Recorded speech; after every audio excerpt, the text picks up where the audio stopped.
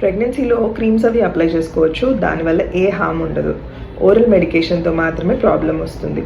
ఇది మీరు నిజమని నమ్మితే మాత్రం ఈ వీడియోని ఫుల్గా చూడండి. హలో అండి, నేను డాక్టర్ శ్రీజ గురాల, యూరోగైనకాలజిస్ట్ని.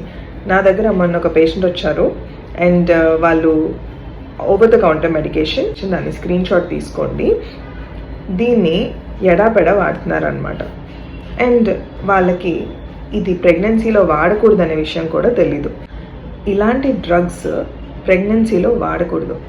ఒకవేళ వాడితే కనుక అది బిడ్డ వరకు చేరి బిడ్డలో జన్యు మార్పులు అంటే జెనెటిక్ చేంజెస్ లేదా బాడీలో ఫిజికల్ చేంజెస్ కాజ్ చేస్తుంది.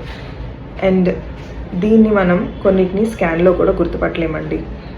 దయచేసి మీరు ఏదైనా ప్రోడక్ట్ వాడేటప్పుడు అది ప్రెగ్నెన్సీలో అయినప్పుడు డాక్టర్ సూచనల మేరకు మాత్రమే యూజ్ చేయండి. స్కిన్ గురించి జాగ్రత్త తీసుకోవడం కరెక్టే, కానీ ఇది డాక్టర్ పర్యవేక్షణలో మాత్రమే జరగాలి.